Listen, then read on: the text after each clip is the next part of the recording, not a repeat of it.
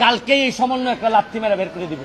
জামাত এবং বিএনপির যারা, এরাই এই দেশের দায়িত্ব নিবে, নিয়ে এই দেশটারে আগের 50 বছর আগের জায়গায় নিয়ে যাবে। কারণ এদের রক্তের মধ্যেই বাংলাদেশ নাই। সাধারণ ছাত্ররা যদি আমাদেরকে বিদায় করে দেয় দিক, কিন্তু সাধারণ ছাত্ররা এই ধরনের নেতৃত্ব তৈরি করে এই ক্ষমতায় আসুক, আমি তো ওয়েলকাম জানাই, আমি তো এদেরই প্রতিনিধি আমি মনে করি। কিন্তু এরা তো জানে না, এরা আবেগ প্রবণ কইরা কোথায় দেশটারে নিয়ে যাচ্ছে। কালকে যদি শেখ হাসিনা যদি না থাকে, পরশুদিন কি আপনি তারেক জিয়ার আইন দিবেন? আপনি কি কারে দিবেন? এই যে 14 জন আর 100 জন সমন্বয়ক আছে, তারা এসে ক্ষমতা নিক, তারা তো ক্ষমতা নিতে পারবে না। তারা কার কাছে নিয়ে ক্ষমতা দিবে এইটাই তো আমি বুঝতে পারি না।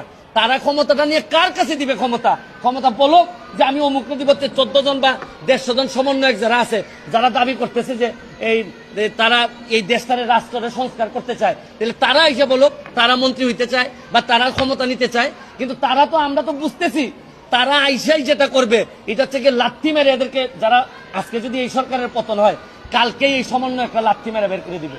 দিয়া জামাত এবং বিএনপির যারা এই ষড়যন্ত্রটা করে এই জায়গা পর্যন্ত আসছে, এরাই এই দেশের দায়িত্ব নিবে, নিয়ে এই দেশটারে আগের 50 বছর আগের জায়গায় নিয়ে যাবে।